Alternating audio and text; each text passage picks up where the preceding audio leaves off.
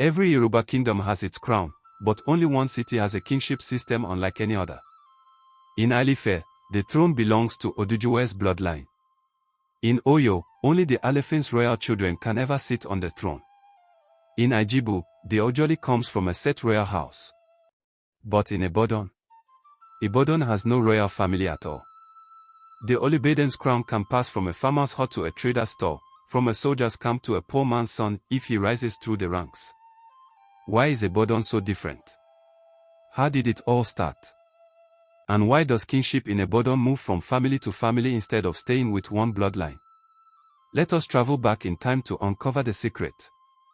The story of Ibadan is a story of war, survival, and destiny.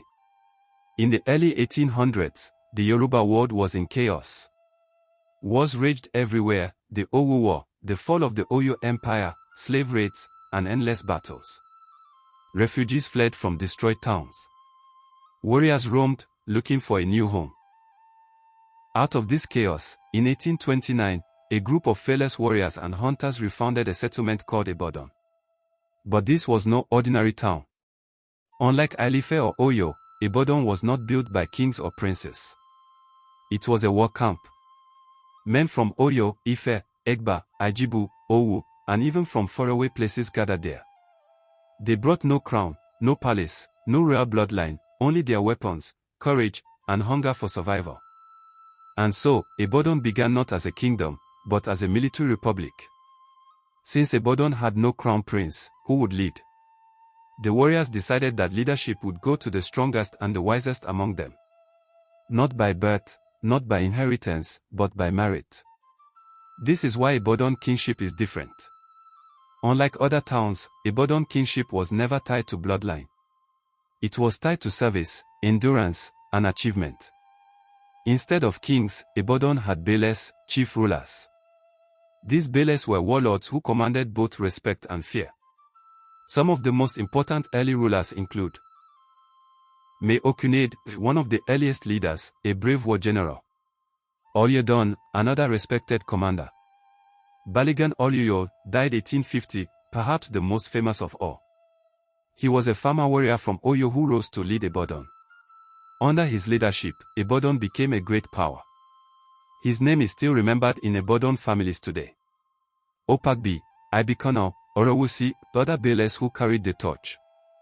Baale Latoosa, died 1885, a warlord who led Ibadan during the Kariji War, the longest civil war in Yoruba history. These men ruled not from a palace, but from the battlefield.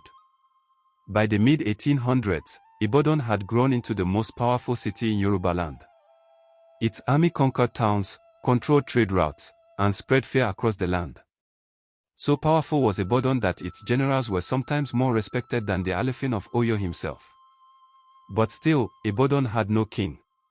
Only Baales. For more than a century, Ibadan chiefs ruled as Baales. But things changed in the 20th century. In 1976, during the reign of Baale Yusufu Esenike, the Nigerian government officially recognized Ibadan's ruler as a king. The title given was Olubadan of Ibadanland. From that moment, Ibadan chiefs were no longer just head chiefs, they were kings equal to other Yoruba monarchs. Here is the real secret. In most Yoruba kingdoms, only princes from royal houses can become king. But in Ibadan, anyone can rise if he enters the chieftaincy line. The system is divided into two lines. Egbe Agba, civil line, chiefs who handle administration, culture, and town matters. Balogun, military line, chiefs who handle war, defense, and security. When one Olubadan dies, the next most senior chief, whether from the civil line or military line, moves up to take the throne. This is why kingship moves from family to family, not one bloodline. Let us look at some examples to see how kingship has moved across families. Oba Yusufu Oloid Esenike, Olubadan 1976 to 1993, from the Esenike family. Oba Emmanuel Adegboyega Adeyemo, Olubadan 1993 to 1999, from the Adeyemo family.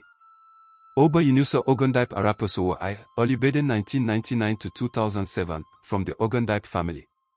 Oba Samuel Odulana Ojigade I, Olubadan 2007 to 2016, from the Odulana family. He lived to 101 years.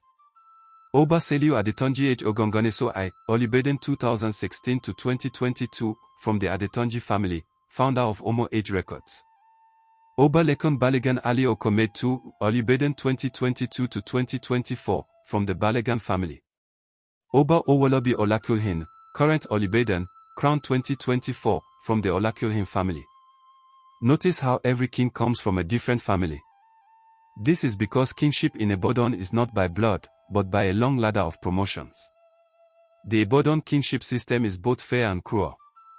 Fair, because anyone can rise, even from a humble beginning. Cruel, because the climb is long and filled with obstacles. Some chiefs wait for 30 to 40 years in the line before their turn comes. Many die before reaching the throne. Some spend their entire lives climbing the ladder, only to die one step before becoming Olúbàdàn. This is why Ibadan people say, Olúbàdàn is the throne of patience. Ibadan's kingship system shows us something powerful. Leadership is not about birth. It is about perseverance, loyalty, and destiny. This is why the Olúbàdàn is called the king with the highest number of chiefs in Yoruba land. Because his chiefs are not princes, but hardworking men who climb the ladder of destiny. So my friend, now you see the secret.